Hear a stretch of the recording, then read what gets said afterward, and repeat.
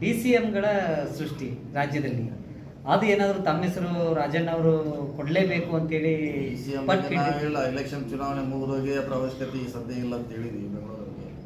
ಅಲ್ಲ ಅಭಿವೃದ್ಧಿ ದೃಷ್ಟಿಯಿಂದ ಆಗಬೇಕಂತ ನಾನು ಯಾರು ಕೇಳೇ ಇಲ್ಲ, ಡಿಮಾಂಡ್ ಕೂಡ ಮಾಡಿಲ್ಲ. ಈಗ ಹಿಂದೆ ವಿಧಾನಸಭೆ ಲೋಕಸಭೆ ಚುನಾವಣೆ ಕಾರಣಕ್ಕಾಗಿ ಮೊದಲು ನಾನು ಹೇಳಿದ್ದೀನಿ DCM ಕೊಡ್ಬೇಕು ಸರ್. ಯಾಕೆ ಸರ್ ಸೇರಿದಂತೆ ಬಹುತೇಕರು ಸತೀಶ್ ಜಾರಕಿಹೊಳಿ ಅವರು DCM ಆಗಲೇಬೇಕು ಸರ್.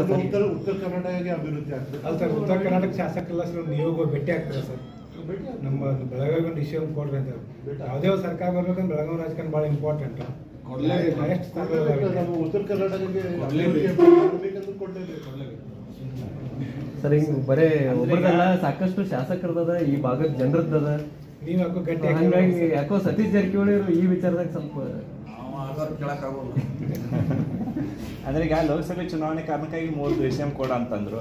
ಈಗ ಮುಂದೆ TP ಜಡ್ಪಿ ಮತ್ತು ಅಧಿಕಾರ ಕೊಡೋದು ರಾಜಣ್ಣ ಅವ್ರು ಕೇಳಿದ್ರು. ಈಗ ಕೆಲಸ ಇನ್ನೂ 4 ವರ್ಷ ಇದೆ ನಮ್ಮ ಕಡೆ, ಕೆಲಸ ಮಾಡಲಿಕ್ಕೆ. ಕೆಲಸ ಮಾಡೋಣ, ಒಳ್ಳೊಳ್ಳೆ ಅವಕಾಶ ಇದೆ. ಈಗ ಇಲ್ಲಿ ಸಮಗ್ರ ಜಿಲ್ಲೆ ನೋಡ್ತಿದೆ, ಭಾಳ ಆಸೆ ಇಟ್ಟು ನಮ್ಮನ್ನು ಗೆಲ್ಲಿಸಿದ್ದಾರೆ ಚಿಕ್ಕೋಡಿ ಅವರು. ಸೊ ಅದನ್ನು ನಾವು 5 ವರ್ಷ ನಿರಂತರವಾಗಿ ಕೆಲಸ ಮಾಡಬೇಕು ಹೇಳಿ ಮಾಡ್ತೀವಿ. ಅದೇನಿದೆ DCM ಇದ್ರೆ ಮಾಡ್ತೀವಿ, ಮಂತ್ರಿ ಇದ್ರೆ ಮಾಡ್ತೀವಿ, ಇದ್ರೆ ಕೂಡ ಮಾಡ್ತೀವಿ. ಸರ್, ಈ KPCC ಅಧ್ಯಕ್ಷ ಸ್ಥಾನದ ವಿಚಾರಕ್ಕೆ ಸಂಬಂಧಪಟ್ಟಂತೆ ಪಕ್ಷದಲ್ಲಿ ಏನಾದರೂ ಚರ್ಚೆ ನಡೀತಾ ಇದೆ ಸರ್?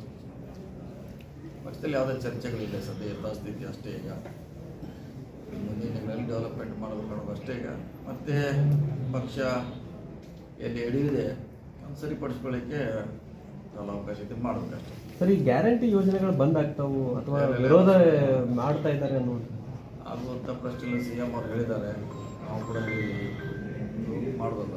ಶಾಸಕರೇ ವಿರೋಧ ಮಾಡ್ತಾ ಇದ್ದಾರೆ ಅನ್ನುವಂಥದ್ದು ಇದೆ ಸರ್. ಶಾಸಕರು ವಿರೋಧ ಮಾಡಿರ್ಬೋದು, ಆದರೆ ಸರ್ಕಾರ ಅದ್ರ ಬಗ್ಗೆ ಪರವಾಗಿಲ್ಲ. ಅಭಿವೃದ್ಧಿಗೆ ಅನುದಾನ ಸಿಗ್ತಾ ಇಲ್ಲ, ಕ್ಷೇತ್ರದ ಅಭಿವೃದ್ಧಿಗೆ ಅನ್ನುವಂಥದ್ದು ಎಲ್ಲರಿಗೂ ಸಿಗ್ತದೆ. ಯಾಕೆ ಸಿಗ್ತದೆ? ಏನು ಬಜೆಟ್ನಲ್ಲಿ ಘೋಷಣೆ ಮಾಡಿದ್ರೆ ಅಷ್ಟು ಹಣ ಎಲ್ಲರಿಗೂ ಸಿಗ್ತಾನೆ ಇದೆ. ಬಜೆಟ್ ಘೋಷಣೆ ಏನು ಮಾಡಿದ್ದಾರೆ ಅಷ್ಟು ಹಣ ಎಲ್ಲ ಇಲಾಖೆಗೆ ಸಿಗ್ತಾ ಇದೆ. ಸಿಗೋಲ್ಲ ತೆರಿಗೆ ಸಿಗ್ತದೆ. ಸೊ ಇನ್ನೊಂದು, ದರ್ಶನ್ ಅವರು ಬಚಾವ್ ಮಾಡಕ್ಕೆ ಪ್ರಭಾವಿ ಸಚಿವರಿಂದ ಒತ್ತಡ ಬರ್ತಾ ಇದೆ ಹಿಂಗೆಲ್ಲ ಹೇಳ್ತಿದ್ದಾರೆ. ನೀವು ಕೂಡ ಸಿದ್ದರಾಮಯ್ಯ ಸಂಪುಟ ಪ್ರಭಾವಿ ಸಚಿವರು, ನಿಮ್ಮ ಮೇಲೆ ಒತ್ತಡ ಹಾಕಿ ಈಗಾಗಲೇ ನೀವೆಲ್ಲ ಕಂಡು ಹಿಡಿದ್ರೆ ಡಿಟೆಕ್ಟ್ ಮಾಡಿರಲ್ಲ, ಮಾಧ್ಯಮದವ್ರು ಡಿಟೆಕ್ಟ್ ಮಾಡಿದ್ದಾರೆ ಯಾರಂತ ಅವ್ರನ್ನ. ನಮ್ಮ ಈ ಕಡೆಯವ್ರನ್ನ ಯಾರ ನಟರದ ಸಂಪರ್ಕದಾಗ ಯಾರಿಲ್ಲ. ಮೈಸೂರು, ಬಿಜಾಪುರ, ಬಾಗಲಕೋಟೆ, ನಾವು ಹುಬ್ಳಿಯವರು, ನಮ್ಮ ನಟರ ಸಂಪರ್ಕ ಇಲ್ಲ. ಸರ್, ಈಗ ಇದು ಒಂದು ಏನಂತಂದ್ರೆ ಬೆಳಗಾವಿ ಸೋಲು, ಚಿಕ್ಕೋಡಿ ಗೆಲುವು, ಇದ್ರ ಬಗ್ಗೆ ಏನಾದರೂ ವರದಿ ಕೇಳುವಂಥದ್ದು, ತಗೊಳ್ಳುವಂಥದ್ದು, ಜೊತೆಗೆ ಆ ಬಗ್ಗೆ ಏನಾದರೂ ಚರ್ಚೆ ಆಯ್ತಾ ಸರ್? ಯಾಕಂದ್ರೆ ಬೆಂಗಳೂರಲ್ಲಿ ತಾವಿದ್ರಿ. ತಗೋತಾರೆ, ಅದನ್ನೆಲ್ಲ ಕೇಳಿದಾರಲ್ಲ. ಮೊನ್ನೆ ರಾಹುಲ್ ಗಾಂಧಿ ಬಂದಾಗ ಕೇಳಿದ್ದಾರೆ. ಕಾಮನ್ ಆಗಿ ಕೇಳಕ್ಕಾಗ್ತಾರೆ, ಯಾಕೆ ಸೋತ್ರಿ ಗೆದ್ರು ಕೂಡ ಹೆಂಗೆ ಪ್ಲಸ್ ಪಾಯಿಂಟ್ ಏನು ಮೈನಸ್ ಪಾಯಿಂಟ್ ಕೇಳಕ್ಕಾಗ್ತಾರೆ. 22 ಆಯಾ ಜಿಲ್ಲಾ ಅಧ್ಯಕ್ಷರು ಕೊಡ್ತಾರೆ, ಪ್ಲಸ್ ಅವರು ಕೂಡ ಬರ್ತಾರೆ, ಯಾರ್ಯಾರು ಬಂದು ಅಬ್ಸರ್ವರ್ ಬಂದು ವರದಿ ಕಲೆಕ್ಟ್ ಮಾಡ್ತಾರೆ. ಅದೇನು ಚುನಾವಣೆ ಆದಮೇಲೆ ಎಲ್ಲ ಕಡೆ ಆದ್ಮೇಲೆ ಕೊಡ್ತಾ ಬಿಡ್ತಾರೆ.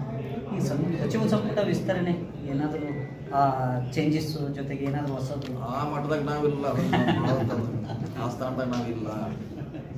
ಯಾರು ಮಾಡ್ತಾರೆ ನಾವು ಕೇಳಿದ್ರೆ ಒಳ್ಳೆಯದು. ಮುಖ್ಯಮಂತ್ರಿ ಅಧ್ಯಕ್ಷರಿದ್ದಾರೆ, ಅವ್ರಿಗೆ ಸಂಬಂಧಪಟ್ಟಂಥ ವಿಚಾರ ಭಾಳ ಚರ್ಚೆ ಆಗ್ತಾ ಇದೆ, ಕೆಲವೊಂದು ಬದಲಾವಣೆ ಆಗತ್ತೆ ಅಂತ ಹೇಳಿ. ಚಿಕ್ಕೋಡಿ ಕೊಡುವ ಶಾಂತತೆ, ಚಿಕ್ಕೋಡಿ ಕೊಡುವ ಶಾಂತತೆ ಕೋಲ್ಡ್ ಏನಿಲ್ಲ. ಅದೇನೆ ಏನು cold war cold no war, cold ಅಷ್ಟೇ, ವಾರ್ ಇಲ್ಲ. ಈಗ ಜಗದೀಶ್ ಶೆಟ್ಟರ್ ಅವರು 2 ದಿನ ಹಿಂದೆ ಸರ್, ನಾನು ಗೆಲುವಿಗೆ ಸಹಕರಿಸಿದ BJP ಹಾಗೂ ಒಳ ಹೊಡೆತ ಇರುತ್ತೆ, ಅದ್ರ ಲಾಭ ನಂಗೆ ಆಗಿದೆ, ಅವ್ರಿಗೂ ಟ್ಯಾಂಕ್ಸ್ ಅಂತ ಹೇಳಿದ್ದಾರೆ. ನಾವು ಕೇಳಿದ್ವಿ ಸರ್, ಕಾಂಗ್ರೆಸ್ ಮಾಡಿದ್ರು ಅಂತ ಹೇಳಿ, ಪಕ್ಷದ ಹೆಸರು ಈಗ ಹೇಳಲ್ಲ ಅಂತ ಹೇಳಿದ್ರು. ಪರೋಕ್ಷವಾಗಿ ಸರ್ಕಾರ ಕೊಟ್ಟ ಮಿತ್ರರಿಗೆ ಅಂತ ಹೇಳಿದ್ರು. ಕಾಂಗ್ರೆಸ್ನಲ್ಲಿ ಯಾರು ಮಾಡ್ಲಿಕ್ಕೆ ಹೋಗಿಲ್ಲ, ಅದು ಜನ ಅದು ತೀರ್ಮಾನ, ಜನ ತೀರ್ಮಾನದ್ದು. ಅವರೆಲ್ಲರೂ ಪ್ರಾಮಾಣಿಕವಾಗಿ ಮಾಡಿದ್ದಾರೆ.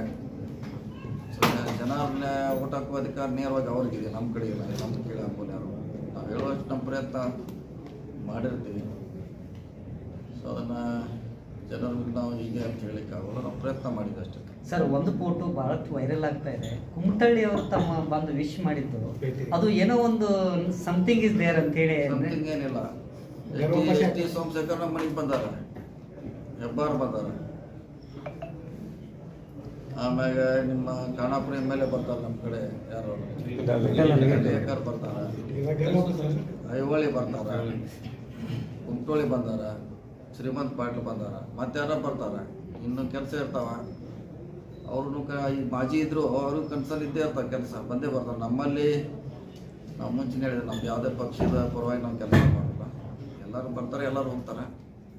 ಹೀಗಾಗಿ ಅವ್ರು ಬಂದ ತಕ್ಷಣ ಅದನ್ನು ಬೇರೆ ಅರ್ಥ ಕಲ್ಪಿಸೋದು ಅದೇನೋ ಹಳೆ ಕೆಲಸ ಇತ್ತು. ಅದು ಯಾವ ಅಧಿಕಾರ ಇದ್ದಿದ್ದು ಅಂದ್ರೆ ಲಕ್ಷ್ಮಣ ಸವದಿ ಅವ್ರ ಬೆಂಬಲಿಗರು ಏನು ಕೇಳ್ತಿದ್ದಾರೆ, ಇದಕ್ಕೇನು ಹೇಳ್ತೀರಿ ನೀವು ಅಂತ?